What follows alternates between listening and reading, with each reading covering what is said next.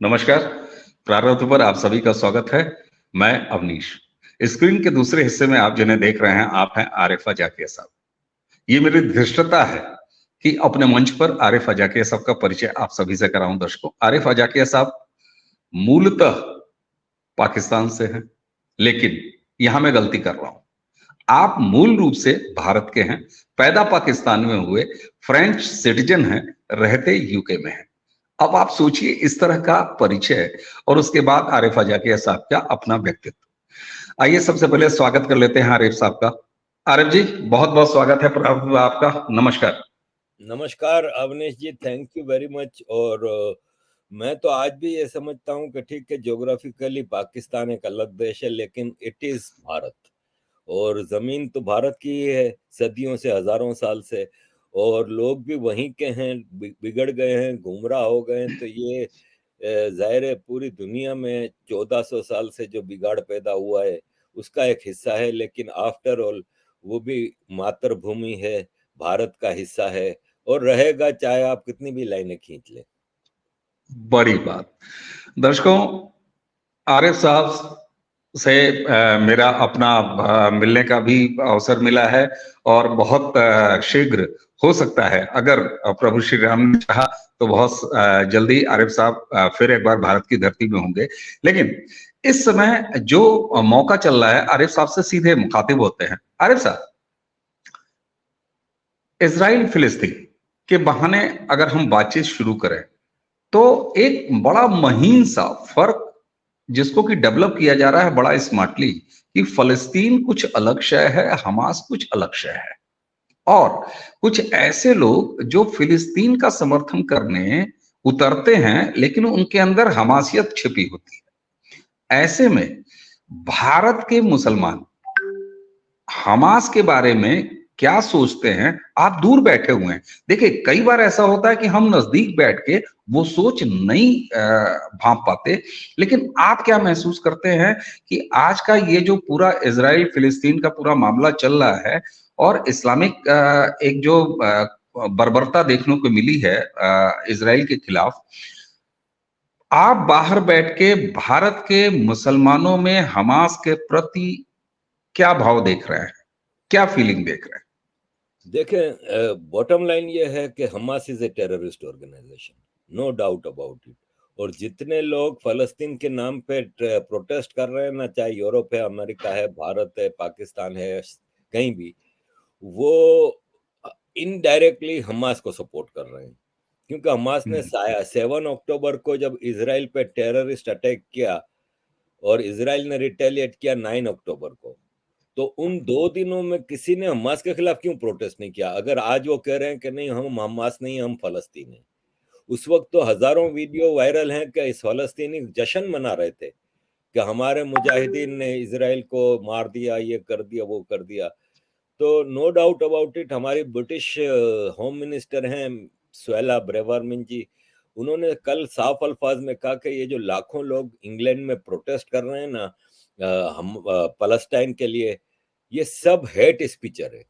और बदकिस्मती से मुसलमानों में हेट स्पीच सबसे ज्यादा है। अपार्टाइड कह लें, हेट स्पीच कह लें आप। देखें, पहले दिन से हमें सबक तो पढ़ाया जाता है कि तुम मुसलमान हो। अब आज सुबह मैंने एक वीडियो लगाई है, उसमें एक बहुत बड़े थिंक टैंक की तफसीली रिपोर्ट मैंने पेश की है। उस थिंक टैंक ने बताया है कि मोडस ऑपरेंडी 1400 साल से एक ही है कि प्रॉफिट मोहम्मद ने हिजरत की, माइग्रेशन की मक्का से मदीना। और उससे पहले, माइग्रेशन से पहले, उन्होंने कुछ लोग मदीना भेजे जो जो वहां पे ग्राउंड रियलिटी बताने के लिए कि वहां का माहौल कैसा है, वहां की स्ट्रेंथ क्या है। वहां पे यहूदी कबीले रहते थे, मदीना का नाम यसरब था। और यहूदी कबीले पीसफुल थे, जैसे हिंदू कभी कहीं इन्वेजन नहीं करते थे, जंग नहीं करते थे, ऐसे यहूदी भी नहीं करते थे। उन्होंने कहा कि मामला सही है, आ जाओ इधर। और अरब में सबसे रेगिस्तान में नखलिस्तान है, वो वहां पे फार्मिंग है, वहां पे थोड़ा माहौल दूसरा है, तो आ जाएं। प्रॉफिट मोहम्मद वहां गए, जाके सबसे पहला काम किया, मस्जिद बनाई। मस्जिद बना के इसके इर्द गिर्द पूरा पॉलिटिकल एनवायरनमेंट क्रिएट किया। फिर इन्होंने कॉन्स्टिट्यूशन दिया, मीसा के मदीना। मीसा के मदीना में प्रॉफिट मोहम्मद ने एब्सोल्यूट पावर अपने पास रखी और ये ऐलान किया कि काफिर है ना जो नॉन मुस्लिम, वो आपका दोस्त नहीं हो सकता, आपको अपने लोगों में दोस्ती करना है। फिर हलाल फूड और ये सब। आज देखें मोडस ऑपरेंडी यही है कि कुछ अरब ताजिर आते हैं इंडिया, केरला में, और पहली इस्लामिक मस्जिद आउट ऑफ मदीना केरला में बनती है। फिर उसको पॉलिटिकल वो सराउंडिंग बनाया। फिर आस्ते आस्ते उस पूरी रिपोर्ट में तफसील से है कि फिर ये पॉलिटिक्स की तरफ आते हैं, जिस मुल्क में जाएंगे वहां के पॉलिटिक उसमें घुसेंगे। फिर हलाल फूड को स्कूलों में, सरकारी ऑफिस में लीगलाइज करेंगे, नमाज पढ़ेंगे ऑफिस में, स्कूलों में पढ़वाएंगे। ये आज भी सेम सिस्टम चला आ रहा है। अब आते हैं इंडिया की तरफ। इंडिया में भी यही हुआ। राजा दाहिर के पास कुछ आए माइग्रेशन के बहाने, आए माइग्रेशन ली, वहां का माहौल देखा, फिर खलीफा को भेजी रिपोर्ट, खलीफा ने मोहम्मद बिन कासिम भेजा। यही केरला में हुआ, यही इंडिया के बाकी हिस्सों में हुआ। कहते हैं कि देखें सनातन इतना स्ट्रांग है कि आज भी 100 करोड़ मौजूद हैं, वरना मुसलमान जहां भी गया है वहां पे इराक और ईरान और सब फौरन मुसलमान हो गए, पूरे पूरे कंट्री। लेकिन यहाँ भी 60-70 करोड़ अखंड भारत में मुसलमान है, बांग्लादेश, पाकिस्तान, इंडिया मिला के। यहाँ भी बड़ा ठीक बात। नुकसान पहुंचाया है और आज तक हम बर्दाश्त कर रहे हैं। अब आते हैं आपके सवाल की तरफ कि हमास का प्रोटेस्ट जो है इंडिया में जो हो रहा है, तो ये बदकिस्मती है कि इंडिया के मुसलमान मूर्ख हैं, अपने कम्युनल लीडर्स के पीछे चलते हैं। ये अवैसी ने शुरू किया था प्रोटेस्ट, पहला अवैसी ने कराया था और इसके बाद ये सब चला है। तो हमेशा एंटी इंडिया, जो इंडिया के इंटरेस्ट में चीजें हैं ना, उसके ओपोजिट ही चलेंगे ये। नूपुर शर्मा वाले वाक्य में भी हमने देखा। अब सूरत हाल ये है कि ये एंटी इंडिया पॉलिसीज हैं। आप ये देखें कि आप हमास के लीडर ने आउट ऑफ फलस्तीन अगर कहीं स्पीच की है तो वो इंडिया में की, केरला में। और स्पीच में क्या कह रहा है कि our movement is against Zionism and Hindutva.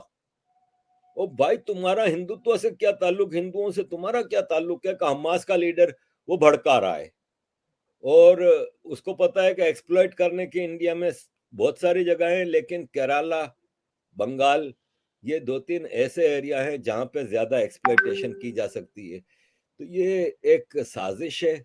मुसलमान इस साजिश का हिस्सा बनते रहे, वरना इन मूर्खों से कोई पूछे कि जितनी आजादी तुम्हें इंडिया में है, दुनिया में कहीं भी मुसलमानों को दिखा दें, इवन मुसलमान देशों में।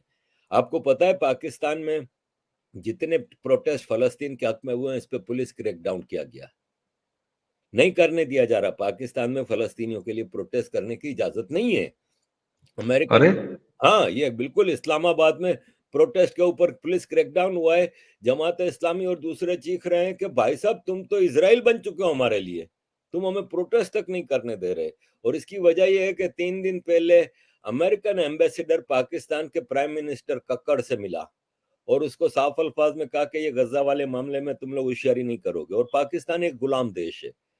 तो ये भारत के मुसलमानों को समझना होगा कि लंदन, अमेरिका, यूरोप में मुजाहरे हो रहे हैं, प्रोटेस्ट हो रहे हैं, सऊदी अरब में क्यों नहीं हो रहा? दुबई में क्यों नहीं हो रहा? कतर में जहां पे हमास की लीडरशिप रहती है वहां पे प्रोटेस्ट क्यों नहीं हो रहे? तो इंडिया में प्रोटेस्ट तो छोड़े, हमास के लीडर को इजाजत दी गई। मैं हमेशा से कहता हूं कि इंडिया को अपने फ्रीडम ऑफ स्पीच लॉ को बदलना होगा। इंग्लैंड और फ्रांस और जर्मनी ने ऐलान किया है कि मास डिपोर्टेशन होगा जो हमास को सपोर्ट करेगा। तो इतनी फ्रीडम ऑफ स्पीच यहां भी नहीं है। इतनी क्या फ्रीडम ऑफ स्पीच मुस्लिम देशों में तो है ही नहीं, लेकिन भारत में freedom of speech line cross कर चुकी है, बहुत आगे। जिस किस्म की ट्वीट्स आपके मुसलमान लिखारी कर रहे हैं, जुबैर है, राना है, अरफा है, वो यूरोप अमेरिका में करके दिखा दें अगर आप, इजराइल के खिलाफ, यहूदियों के खिलाफ। ये एक ग्लोबल वॉर चल पड़ी है। ये एक ग्लोबल वॉर है जिसका मुसलमान खुद इनवाइट कर रहा है। जिस हिसाब से यहाँ पे पुलिस वालों पे हमला हुआ है, आप ये देखें कि कल एक वीडियो बहुत वायरल है कि एक प्रोटेस्ट चल रहा है, पुलिस वाला स्कूटर पर बैठा हुआ है, चुपचाप खाली देख रहा है, ऑब्जर्व कर रहा है। वो आगे देख रहा है, पीछे एक आदमी आता है, उसके पीछे जैकेट पे पेट्रोल डालता है, दूसरे ने माचिस लगा दी, वो जल रहा है। यार आप इनवाइट नहीं कर रहे हो, आप फिर रहोगे विक्टिम कार्ड लेके कि हमारे ऊपर अत्याचार हो रहा है, आप जो कर रहे हो। और अवनीश भाई, आखिरी बात इस उसमें मैं कहूंगा कि आप ये देखें कि पाकिस्तान में जब प्रोटेस्ट हुआ, क्रैकडाउन हुआ, लेकिन प्रोटेस्ट में पाकिस्तान के भी झंडे थे, फलस्तीन के भी झंडे थे।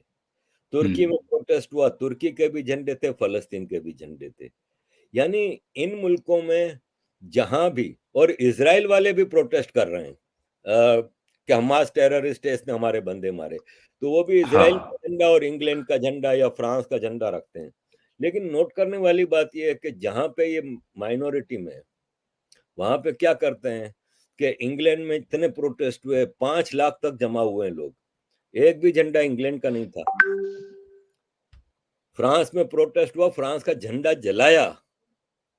इंडिया में प्रोटेस्ट हुआ, इंडिया का एक भी झंडा नहीं था प्रोटेस्ट में। ये बिल्कुल। फर्क है कि ये उस मुल्कों को अपना मुल्क मानते ही नहीं है जब तक कि वो पूरा इस्लामिक ना हो जाए। ये फर्क है।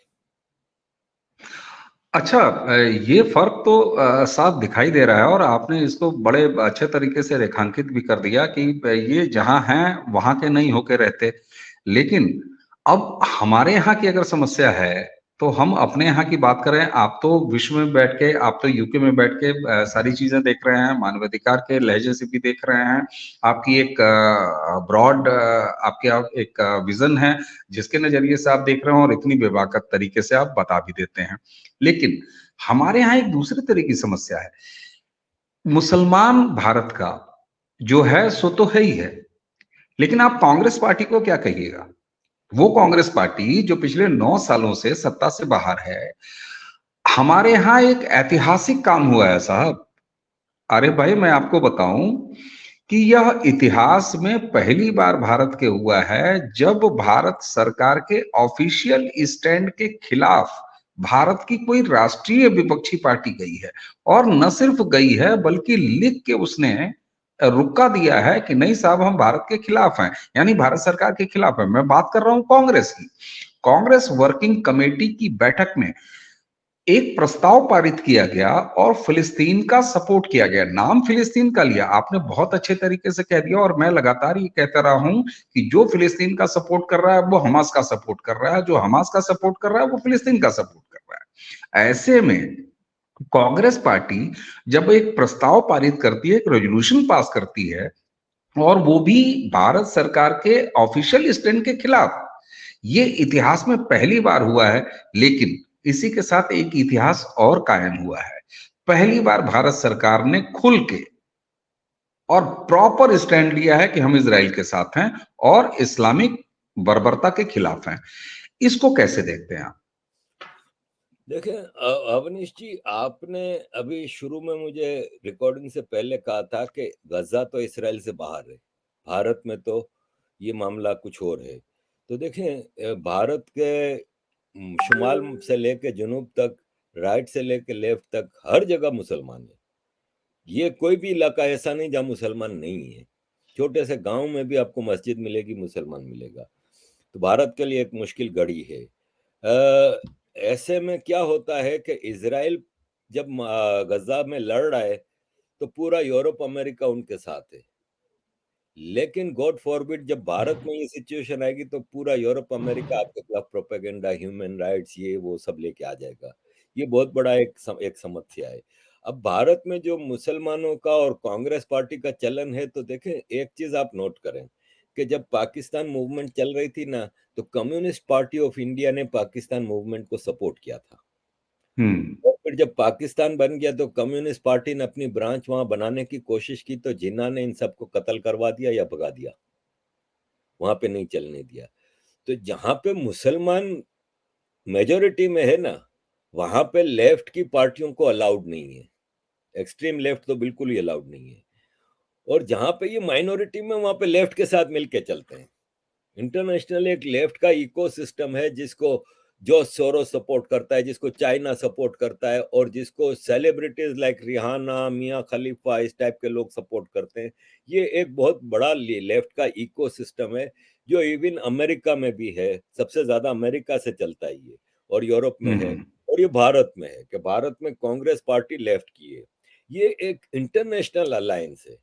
ये ट्रंप के खिलाफ चले, ये बोरिस जॉनसन के खिलाफ चले, ये राइट के लीडर्स को हटाने के लिए अपना एड़ी चोटी का जोर लगा देते हैं। भारत में इनका सबसे बड़ा जो रिप्रेजेंटेटिव है वो कांग्रेस है, और जब तक कांग्रेस सरकारों में थी, लेफ्ट को भारत से कोई मसला नहीं था, ये इकोसिस्टम को, और भारत के खिलाफ कभी कोई मूवमेंट नहीं चली। तब भी भारत में हिंदू ही मेजोरिटी में रहते थे। लेकिन आज भारत में हिंदू एक्सट्रीमिज्म और ये और वो, और टोटल जो पॉलिसीज है ना, वो मोदी हटाने के लिए है। और खास तौर पे जून जून 2024 आ रहा है इलेक्शन, तो ये मूवमेंट बढ़ रही है। भारत जिसने तोड़ा वो कांग्रेस, आज वो भारत जोड़ो यात्रा बना रहे हैं। उस वक्त क्या कहाँ बात है। थे जब भारत का बंटवारा किया कांग्रेस की मर्जी से?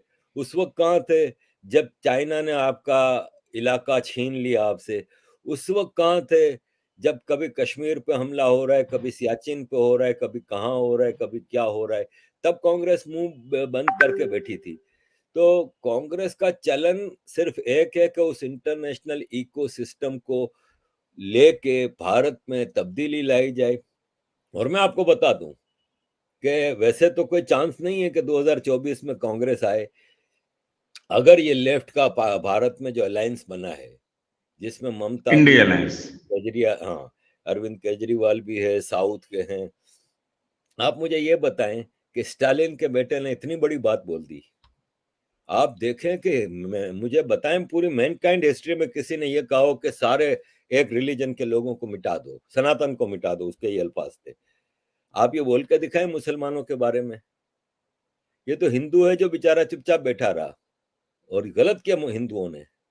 उनको तो तमिलनाडु में जाकर उसके खिलाफ प्रोटेस्ट, मैं थोड़ी कह रहा हूं कि वायोलेंस करें आप, आपका हम्म। पीसफुल प्रोटेस्ट है, उसको घर से ना निकलने दो, उसके घर के खिलाफ मोर्चा लगा के बैठे। मुसलमान होता तो यही करता। तो ये लेफ्ट का पूरा एक सिस्टम है, खाली कांग्रेस नहीं है इसमें, इसमें ममता भी है। किसी आप मुझे इस इंडिया अलायंस की पार्टी ने बता दें जिसने कहा हो कि इसराइल के ऊपर हमला हमास ने किया। आज ये सीज फायर की बात कर रहे हैं। प्रियंका गांधी कहती है कि ये गांधी का देश है, नॉन वायलेंस का देश। इंडिया आज यूएन में रेजोल्यूशन ऑफ सीज फायर के खिलाफ खड़ा हुआ है। ओ भाई साहब, इंडिया ने वजाहत कर दी कि हमने एब्सटेन किया था, इस वजह से किया था कि वो वन साइडेड रेजोल्यूशन था। रेजोल्यूशन में कहीं हमास का जिक्र ही नहीं, और ये कहा गया कि इजराइल सीज फायर करे ह्यूमैनिटेरियन ग्राउंड पे। आप उसमें हमास को कंडेम तो करो कम से कम। और फिर ठीक बात। कनाडा ने उस जॉर्डन के रेजोल्यूशन में अमेंडमेंट डाली कि हाँ, इसमें हमास के टेररिज्म को वो करो। और सीज फायर 7 अक्टूबर से पहले था। सीज फायर तोड़ा किसने? हमास ने। तो हमास। वो सब चीजें जिक्र करो, तो भारत ने कहा कि इवन हमारे कनाडा से इख्तिलाफ आते हैं, लेकिन हम कनाडा की इस अमेंडमेंट को सपोर्ट करते हैं। तो प्रियंका गांधी आज उनको भारत वो नॉन वायलेंस वाला याद आ रहा है ना, तो ये नॉन वायलेंस ही भारत को ले डूबा है। हम अगर अपने बिल्कुल ठीक है। अपने भगवानों को ही फॉलो करते ना, तो हर भगवान के हाथ में हथियार है। वो वायोलेंस के लिए अरे नहीं है, सेल्फ डिफेंस के लिए है। और सेल्फ बिल्कुल सही। डिफेंस बहुत जरूरी होता है, दुनिया का हर कानून इजाजत देता है। तो भारत की कांग्रेस पार्टी, ओपोजिशन पार्टीज है ना, वो अपने पर्सनल डायनास्टिक डिजाइन्स के लिए काम करती हैं, भारत के लिए नहीं करती। और ये मुसलमानों के साथ मिलके ये जो चीजें चला रही है, ये टोटल वोट की पॉलिसी है। आज अमेरिका में एक मूवमेंट चली है कि जो बाइडेन, अगर तुम्हारा अगर तुम्हारा यही चलन रहा तो हम तुम्हें वोट नहीं देंगे।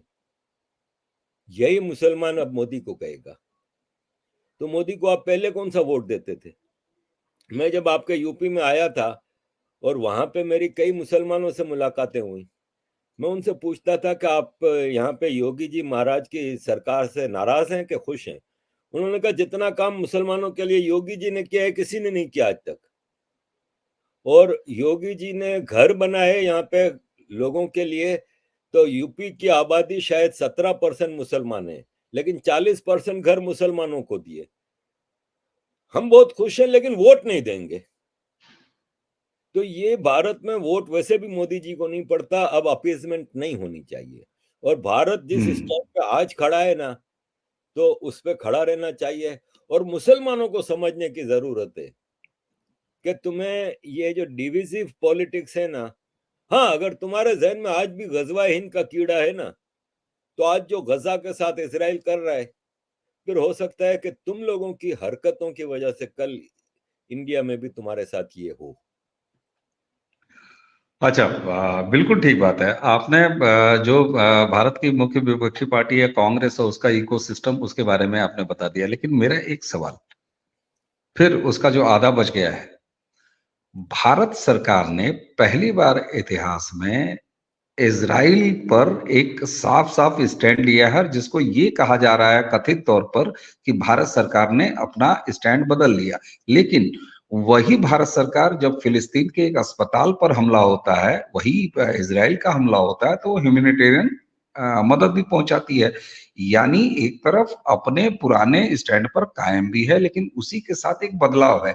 इस बदलाव को आप कैसे देखते हैं, जो नरेंद्र मोदी सरकार ने इस समय लिया है इजराइल का सपोर्ट करते हुए?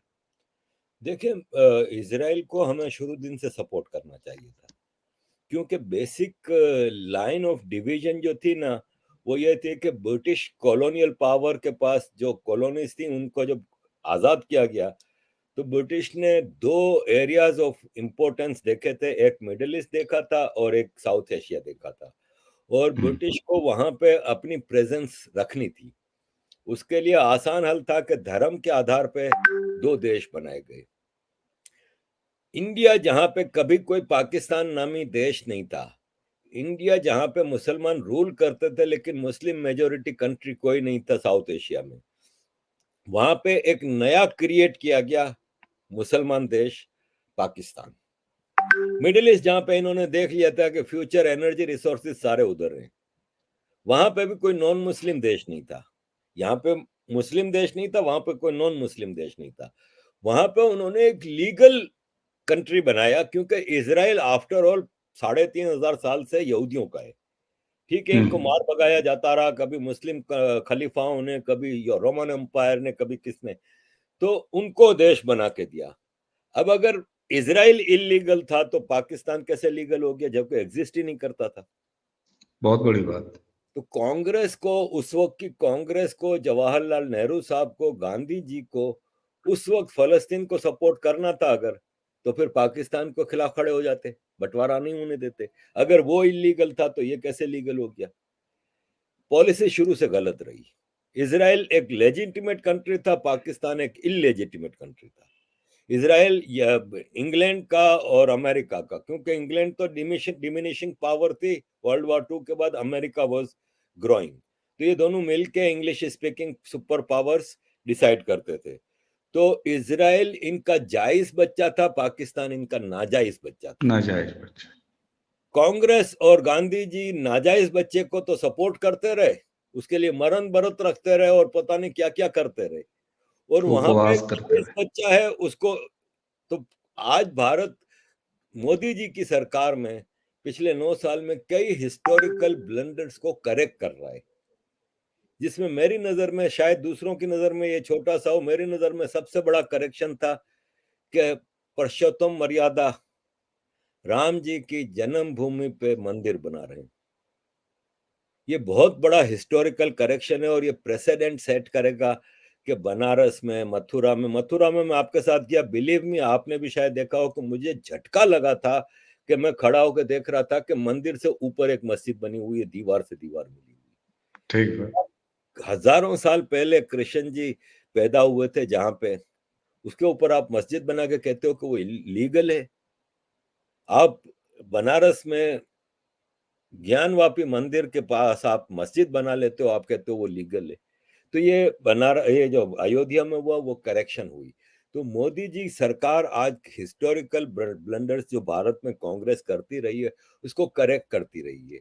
मोदी जी ने गलवान वाकया हुआ तो चाइना को वेलकम नहीं किया जैसे नेहरू जी ने किया था।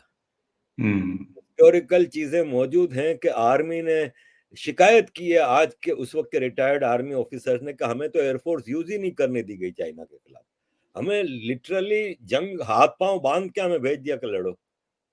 मोदी जी ने गलवान में कहा कि आओ बेटा। तो 26/11 होता है तो कांग्रेस कहती है हम आपसे क्रिकेट नहीं खेलेंगे। बालाकोट पे फिर मोदी जी ने करके दिखाया पुलवामा के बाद कि भाई साहब ये कांग्रेस नहीं है। तो आज का भारत दूसरा है। भारत का ये जन्म जो है ये करेक्ट लाइंस पे चल रहा है। और मैं समझता हूँ कि ये जो आपने सवाल किया था उसमें ये हिस्टोरिकल करेक्शन है जो कि बिल्कुल करेक्ट है। आपको ये देखना होगा कि फलस्तीन नामी कोई कंट्री कभी आजाद देश नहीं रहा। फलस्तीन अगर आप 3500 साल पहले चले जाएं और प्रॉफिट इब्राहिम जो कि यहूदियों के और मुसलमानों के दादा कहलाते हैं, प्रॉफिट हम्म। इब्राहिम के जमाने से यहूदियम जुडाइज्म शुरू हुई। वो जगह यहूदियों की थी, किंगडम ऑफ जूडा बनी, किंगडम ऑफ इजराइल बनी। वहां पे एक पायरेट्स का कबीला रहता था, कनानी। ये आज फलस्तीनी जो है ये अरब नहीं है, ये कनानी कजाक हैं जो पायरेट्स हैं। इतना सा छोटा जो आज गजा है ना वो था कनान। क्लेम करते हैं कि फलस्तीन पूरा हमारा है, तो फलस्तीन इनका इसलिए नहीं था कि फलस्तीन तो ऑटोमन एम्पायर ने उस पूरे किंगडम ऑफ इजराइल को फलस्तीन का नाम दे दिया, लेकिन वो पार्ट ऑफ ऑटोमन एम्पायर था, वो पार्ट ऑफ रोमन एम्पायर रहा है, वो पार्ट ऑफ ब्रिटिश एम्पायर रहा दो फर्स्ट वर्ल्ड वॉर के बाद। तो उसका नाम फलस्तीन रखने से वो फलस्तीन नहीं हो गया था, और वो स्टिल वो it was not an independent country. Independent hmm. Country हमेशा वहां पे इजराइल रहा है हजारों साल से। अब यहूदियों के ऊपर जब पूरी दुनिया में अत्याचार हुए तो उन्होंने माइग्रेट करके अपने होमलैंड की तरफ आए। आज अगर एक मिसाल है कि सिंगापुर में, फिजी में, कहीं भी हिंदुओं पे, पाकिस्तान में हिंदुओं पर अत्याचार हो रहा है, वो कहाँ जा रहे हैं? भारत आ रहे हैं। भारत आ रहे हैं। तो सब अपने होमलैंड की तरफ आते हैं ना भाई। तो यहूदी सारे उधर जमा होना शुरू हुए। इंग्लैंड ने कहा कि ठीक है हम दो नेशन बना रहे हैं, और अच्छा खासा बड़ा हिस्सा दिया था फलस्तीन को, उन्होंने रिजेक्ट किया था, उन्होंने हमला किया। आज तक जितने हमले, कोई भी जंग इजराइल ने नहीं शुरू की, अरबों ने शुरू की है। तो भारत की पॉलिसी बिल्कुल करेक्ट है, standing with Israel, standing with correctness. ठीक बात है। ये बात तो समझ में आती है कि भारत ने अपने आप को, एक कहते हैं ना, कोर्स करेक्शन होता रहे। और आपने कहा कि साहब भारत तो, आज का भारत तो पाकिस्तान के साथ क्रिकेट भी खेल रहा है, सब कुछ कर रहा है, आपके साथ क्रिकेट भी खेल रहा है, आपके साथ संबंध भी रख रहा है, इजराइल को भी वो साथ खड़ा हुआ है, वो फिलिस्तीन के साथ भी खड़ा हुआ है। तो ये जो एक जिसको कहते हैं ना कि एक डायनामिक्स, एक पैराडाइम शिफ्ट भारत में दिखता है, भारत के चरित्र में दिखता है आज के भारत में, इसको लेके आप जहां बैठे हुए हैं, आप यूके में बैठे हुए हैं, आप जरा बताएं कि वहां बैठे हुए लोग आज के भारत को किस नजरिए से देखते हैं और कैसे देखते हैं। ये सवाल मैं सिर्फ आरिफ अजाकिया साहब से नहीं पूछ रहा हूं, मैं एक ऐसे आरिफ अजाकिया भाई से पूछ रहा हूं जो यूके में बैठे हुए हैं, जो एक इंटरनेशनल मानवाधिकार एक्टिविस्ट हैं, और जो बहुत सारा इनका लंबा दायरा है, बड़ा दायरा है। ऐसे में आज के भारत को शेष विश्व कैसे देख रहा है? देखिए दो किस्म के लोग हैं यहाँ भी। एक तो लेफ्ट है। हम्म। लेफ्ट तो आज के भारत को पसंद नहीं करता, क्योंकि लेफ्ट को अच्छा। तो वही पुराना भारत चाहिए जो सबमिसिव है, जो हर चीज में जी नो प्रॉब्लम ये वो। और एक है राइट। राइट वाले भी अगर आप देखें ना यूरोप में, तो राइट हमेशा से कॉलोनियल पावर रहा है, तो वो भी एक इमर्जिंग सुपर पावर को पसंद नहीं करता। लेकिन मसला ये हुआ है कि यहाँ के मुसलमानों ने राइट वालों को मजबूर कर दिया है कि वो आज भारत को अच्छा कहे, वो आज भारत को अच्छा माने। अगर आप यूके की बात करें ना, क्योंकि तीन कंपोनेंट्स हैं, एक है यूरोप, एक है अमेरिका, एक है यूके। यूके अब यूरोप का पार्ट नहीं रहा, यूरोपियन यूनियन का पार्ट नहीं रहा। यूके की बात करें ना तो यूके की इकोनॉमी की हालत सबसे खराब है। गोरे देशों में Australia, New Zealand, Canada, America, Europe, England, इनमें सबसे बुरी हालत इंग्लैंड की इकोनॉमी है। इन्होंने यूरोपियन यूनियन छोड़ के अपने पांव पे कुल्हाड़ी मारी है। अमेरिका हम्म 7 समंदर पार है। इनके लिए इंडिया से फ्री ट्रेड करना ज्यादा जरूरी है, और इनकी इकोनॉमी को सरवाइव करना है तो इंडिया से फ्री ट्रेड चाहिए। तो इसलिए वो राइट है ना, अब इंडिया की करंट सरकार को पसंद करता है।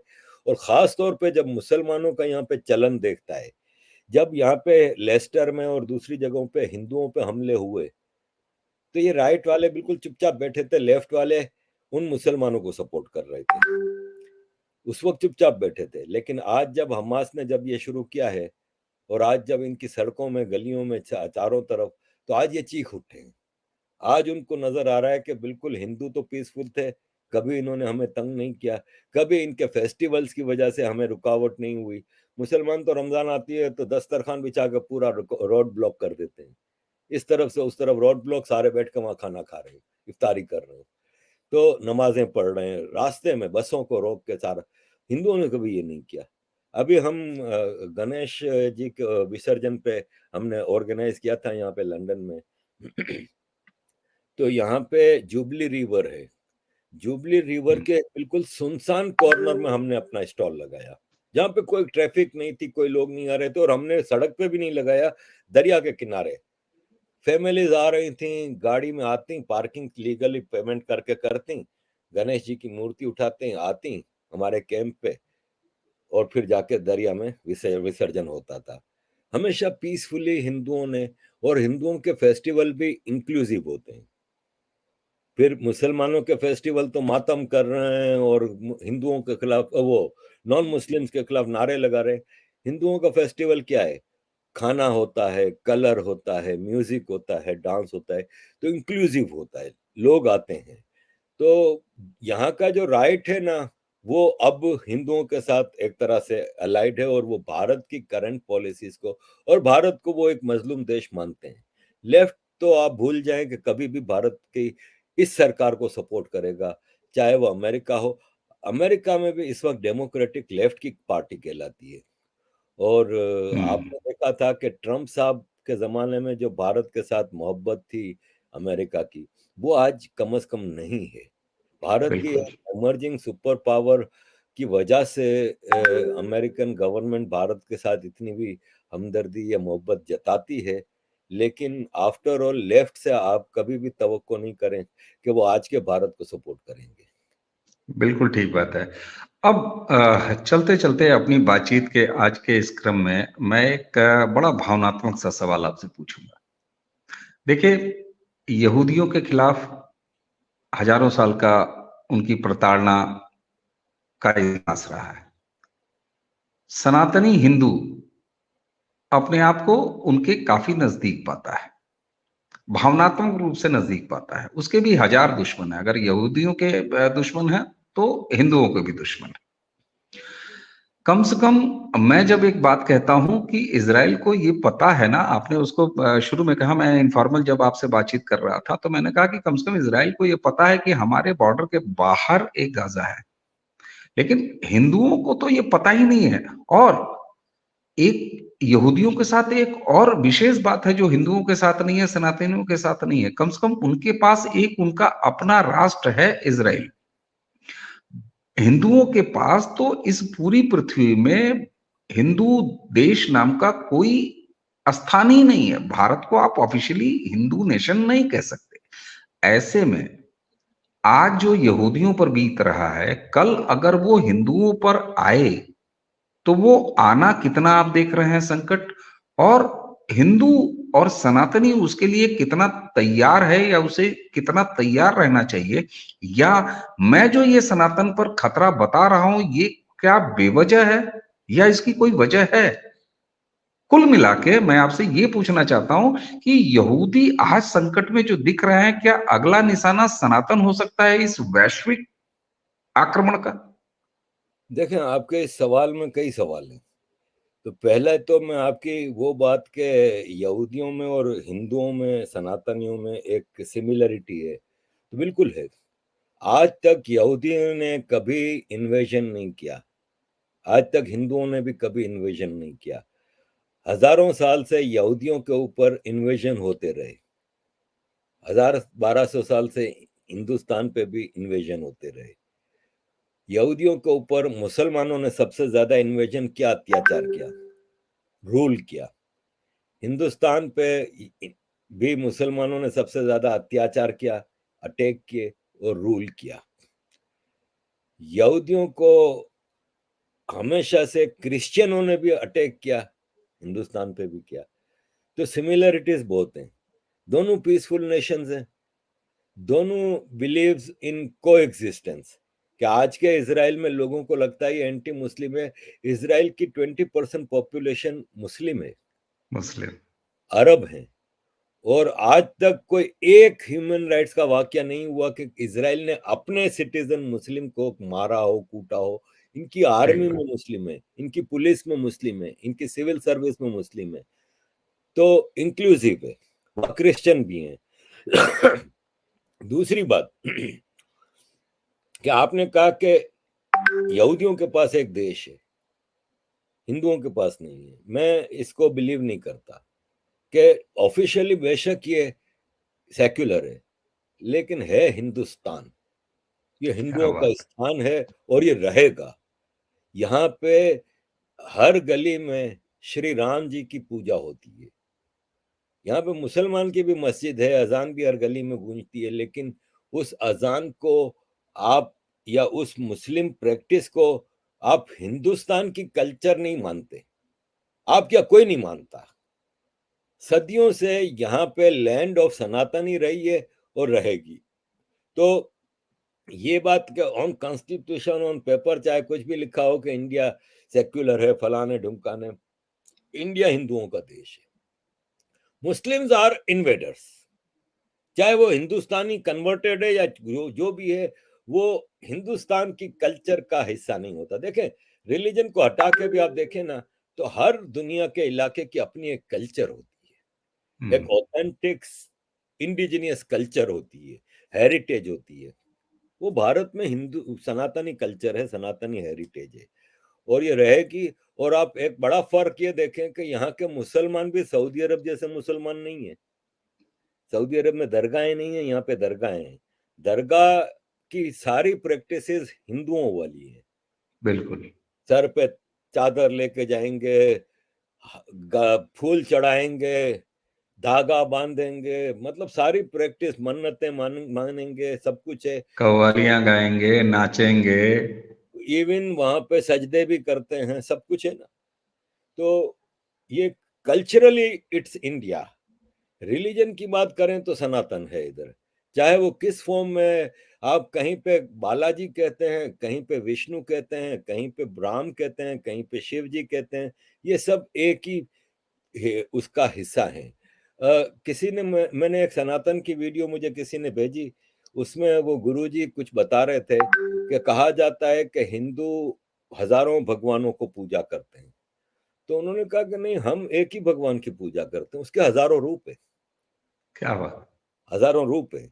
जैसे कुरान में है कि मुसलमानों के अल्लाह अल्लाह ने 1,24,000 पैगंबर भेजे। तो क्या मुसलमान 1,24,000 भगवानों की पूजा करते हैं? तो ये है कि ये हिंदुओं की जमीन है। अब आपके सवाल, बेसिक सवाल की तरफ, कि कल को इधर जो सिचुएशन आ सकती है, आएगी, तो ये तो मुसलमान इनवाइट कर रहा है। गजा में आज जो हो रहा है, ये कौन इनवाइट किया? हमास ने किया ना। हम्म। हमास अगर हम्म। अटैक ना करता तो कहा आज गजा के ये हाल होते। आज गजा में नुकसान किसने पहुंचाया? आज सुबह में एक इंटरव्यू देख रहा था एक हमास के लीडर का, अरूरी, अरूरी नाम है उसका। उसको पूछा गया कि आपने इतने सारे अंडरग्राउंड टनल बनाए हैं, बंकर बनाए हैं, तो आज सिविलियन को आप वहां पे पनाह क्यों नहीं दे रहे? तो बोला, सिविलियन के लिए थोड़ी बनाए, हमने अपने रंगरूटों के लिए बनाए, अपने जवानों के लिए बनाए, जो हमारे मुजाहिदीन है उनके लिए बनाए। सिविलियन हमारा काम नहीं है। ये फर्क है। जब भारत के जनता पे कोई आफत आती है तो भारत की आर्मी सीना ठोक के उनके सामने खड़ी होती है, उनको अपने पीछे बिल्कुल। महफूज रखती है। इजराइल की जनता के ऊपर कोई बात आती है तो इजराइल की सेना खड़ी हो जाती है। पीछे अपने महफूज करती है। मुसलमानों का ये मोडस ऑपरेंडी रहा है कि जब इनके ऊपर तकलीफ आती है तो अपनी जनता को आगे करके उसके पीछे छुपते हैं। जैसे आज अल शिफा हॉस्पिटल गजा के अंडरग्राउंड में हेडक्वार्टर बना के बैठा है। अब अगर इसराइल वहां पे हेडक्वार्टर पर हमला करेगा तो वो हॉस्पिटल धड़ाम से गिरेगा, फिर ह्यूमन राइट्स सीखेंगे। तो भारत में अगर ये चीज आती है तो इसकी भी वजह, जैसे आज हमास है उधर, तो इधर भी मुसलमानों का चलन होगा। मुसलमानों को अपना चलन बदलना होगा। मुसलमानों को देश प्रायोरिटी, रिलीजन आफ्टरवर्ड्स। रिलीजन आपका पर्सनल मैटर है। आपको भारत में किसी ने अपने रिलीजन को फॉलो करने से नहीं रोका। चाहे आप पारसी हैं, चाहे आप सिख हैं, जैन हैं, मुस्लिम हैं, बुद्धिस्ट हैं, कोई भी रिलीजन से ताल्लुक रखते हैं, आपको रोका नहीं है भारत ने। आपको करो, लेकिन देश है तो आप हो। लेकिन अगर आपके जहन में बहुत ये कीड़ा है कि गजवा हिंद तो होगा, हिंदुस्तान का एक एक हिंदू मुसलमान तो होगा, तो फिर यू आर इनवाइटिंग। आज का जमाना 1400 साल पुराना नहीं है। आज से 1000 साल पहले, 800 साल पहले मुसलमान लुटेरे, डाकू घोड़ों पे बैठते थे, तलवार उठाते थे और पीसफुल मुल्कों पे जाके हमला करके कब्जा कर लेते थे। आज वो जमाना नहीं है। कल अमेरिका ने एक न्यूक्लियर बम टेस्ट किया है, जो हिरोशिमा पे बम गिरा था ना, एटम बम, उससे 24 गुना ज्यादा पावरफुल है। आप ये बताओ कि मुसलमानों की औकात क्या है? आज के 57 इस्लामिक देश मिलके गजा में एक पानी की बोतल नहीं पहुंचा सकते। ये किस मिलिट्री माइट है कि इजिप्ट की इतनी बड़ी आर्मी है, तुर्की की इतनी बड़ी आर्मी है, पाकिस्तान की। अबे तुम लोगों के पास हथियार अमेरिका के हैं। डिजिटल जमाना है। आप क्या समझते हैं कि अमेरिका किसी को F-16 हवाई जहाज देता है तो उसका रिमोट कंट्रोल अमेरिका के पास है? बालाकोट के ऑब्वियस। जवाब में जब पाकिस्तान ने F-16 उड़ाया था तो अमेरिका ने गिरेबान से पकड़ा पाकिस्तान को कि तुम्हें हमने F-16 दिया था, इस वजह से दिया था कि तुम सिर्फ इंटरनली यूज करोगे, इंडिया अफगानिस्तान में यूज नहीं करोगे। तुमने क्यों यूज किया? बड़ी पाकिस्तान को डिप्लोमेटिक एम्बेरसमेंट हुई थी। और फिर तो अमेरिका के दिए हुए हथियार से तुम अमेरिका से लड़ोगे यार? तो तुम लोगों की औकात क्या है? तो अपनी औकात को देखो, आज की ग्राउंड रियलिटी पे आओ। ये नहीं है कि हम मुजाहिदीन है। मुजाहिदीन की औकात देख ली थी हमने, अल कायदा के मुजाहिदीन को देख लिया। तालिबान को भी अफगानिस्तान उस वक्त मिला जब तालिबान ने 2 साल नेगोशिएशन के बाद अमेरिका से एग्री किया कि हम ग्लोबल जिहाद को खत्म कर रहे हैं।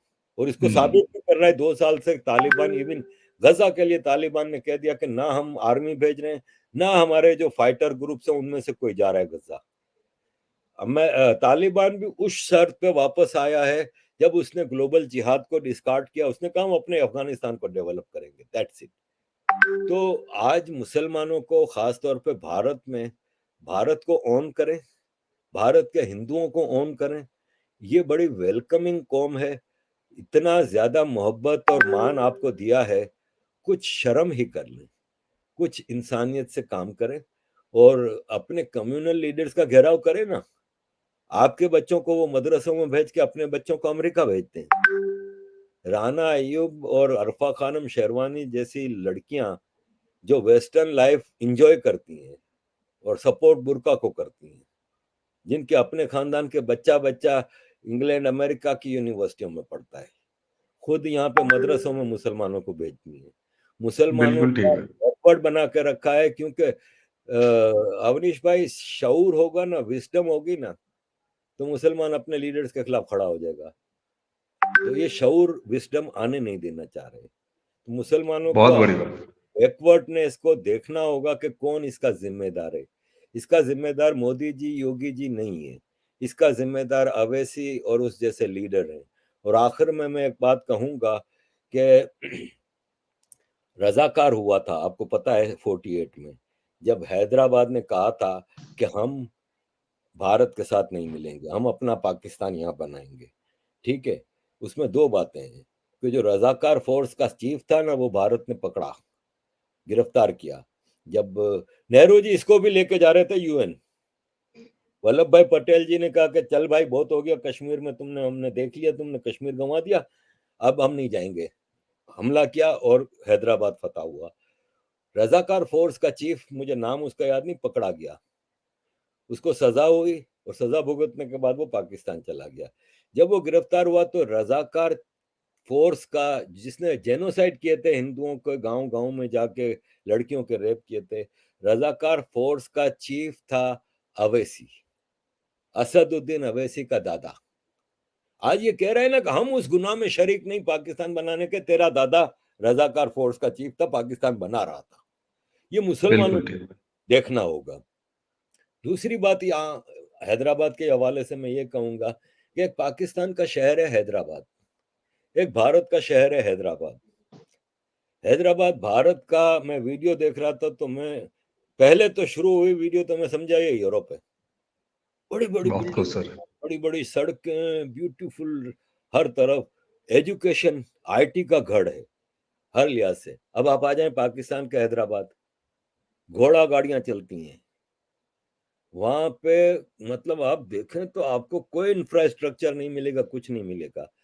तो भारत के मुसलमानों, कश्मीर को कंपेयर कर लो, पीओके और कश्मीर को, हैदराबाद को कंपेयर कर लो, इंडिया के किसी भी सिटी को, इंडिया के मुंबई और कराची एक जमाने में बराबर के शहर कहलाते थे।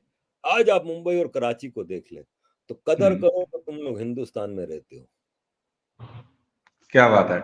और आपने जब ये कहा ना कि गर्व करो कि तुम हिंदुस्तान में रहते हो, तो उसी के साथ अंतिम शब्द मैं अपने आप बोलूंगा कि भारत में अगर रहना है तो भारत भारत कहना है। अगर ये सीख जाए तो इसके अलावा मुझे लगता है कि सारे वेद, सारे मंत्र और कुरान की सारी आयतें अपने आप में समाहित हो जाती हैं। एक बार फिर कह के चलता हूं कि भारत में अगर रहना है तो भारत भारत कहना है और भारत को ही जीना है। जी। भारत में रहना है, अल्लाह अकबर कहना है, उससे पहले वंदे मातरम कहना है। क्या बात है। आह, आरिफ भाई, आपके साथ बातचीत कब रोकी जाए, ये मेरे लिए, जब भी मैं आपसे बात करता हूं तो मेरे लिए बड़ा मुश्किल होता है, लेकिन अब समय तो समय है। इसलिए आज की चर्चा में आपने इतनी सारी बातें की, और मैं व्यक्तिगत रूप से आपको बहुत जल्दी ही भारत में देखने का इच्छुक हूं। और हमें उम्मीद है कि बहुत जल्दी आप भारत में होंगे और हमारे दर्शकों के साथ हम सारे एक साथ मिलकर बातचीत करेंगे। जी, आप चलते-चलते कुछ कहना चाहें? जी। जी, मैं ये कहना चाह रहा हूँ कि आपकी सहायता है जो मैं भारत आने का ख्वाब वापस देख रहा हूँ। भारत आने का ख्वाब देखना मेरे लिए पहले तो बहुत मुश्किल था। पिछले साल मैं आ पाया और मुझे ये था कि मैं भारत जाऊंगा तो दिल्ली जाऊंगा, बहुत हुआ तो अपने पुरखों के गांव जाऊंगा। लेकिन आप मुझे दिल्ली से लेने आए, आपने मुझे मथुरा दिखाया, आपने मुझे आगरा दिखाया, आपने मुझे अयोध्या दिखाया। और मैंने भारत से वापस आने के बाद एक वीडियो बनाई थी, उसमें मुझे एक ने सवाल किया था कि आपको भारत में अगर रहना हो तो आपको क्या आजक में रहेंगे अपने गांव में? तो मैंने कहा कि मैंने भारत में 10-12 शहर देखे, मुझे लखनऊ जैसी जगह नहीं लगी कोई। लखनऊ में प्यार है, मोहब्बत है, मैंने कहीं वहाँ पे कोई नफ़रत नहीं देखी, एक दूसरे से मिल के रह रहे हैं। मैं मुसलमान इलाकों में गया, बड़ा इमाम बाड़ा, छोटा इमाम बारगाह आप लोगों ने मुझे दिखाया, उसमें हिंदू भी मज़े से रह रहे थे, मुसलमान भी रह रहे थे।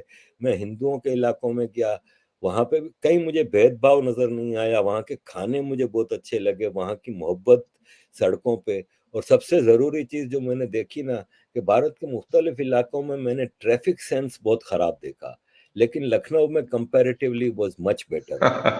तो ये है कि पिछली बार भी आप लोगों ने मुझे जो, खास तौर पे अयोध्या मेरे लिए मेरी जिंदगी का सबसे बड़ा विजिट था। और वृंदावन, मथुरा। मतलब अयोध्या उस वक्त बन रहा था, किसी चीज जी। को, हिस्टोरिकल जगह को बनते देखना, जैसे न्यू जर्सी में जो बाप्स अक्षरधाम बना है, वो भी मैं अभी अमेरिका गया तो मुझे बनते हुए दिखा रहे थे लोग, जो रजाकार वहां पे काम कर रहे थे, जो वॉलंटियर्स, उनसे मेरी बातचीत हुई, मैंने वो, तो ये मेरे लिए बड़े सौभाग्य की बात है। और इस बार तो आप लोगों ने जो डायरेक्ट मुझे इतनी सहायता की है कि मैंने वीजा भी अप्लाई कर दिया है। और होपफुली, जैसे कि हमारा प्लान है, तो मेरी एक सबसे बड़ी इच्छा थी काशी विश्वनाथ, वाराणसी जाने की, वो इस बार पूरी होगी। मैं चाहता हूं कि मैं कुछ घंटे उस घाट पे गुजारूं जहाँ पे सारे ही दुनिया के लोगों की ख्वाहिश होती है कि अपना जीवन का एंड वहाँ पे करें। मैं भी चाहता हूँ कि मैं उस घाट पे अपना एक विजिट करूँ, वहाँ पे कुछ अरसा गुजारूँ। वो आपने मुझसे वादा किया है और उम्मीद है कि मेरा वीजा लग जाएगा तो मैं आपके पास बहुत जल्द आऊंगा। बिल्कुल। और दर्शकों, आरिफ अजाकिया के साहब के नाम के पीछे जो अजाकिया शब्द है ना, उसके बारे में आपको बता दूं। आप गुजरात के उस गांव से हैं जिस गांव का नाम है अजाक, और वहां से ये इनका अजाकिया आता है। तो आप सोचिए आरिफ अजाकिया साहब के साथ भारत किस तरह से जुड़ा हुआ है। हम आपका बहुत जल्द स्वागत करेंगे, ये पूरी उम्मीद है।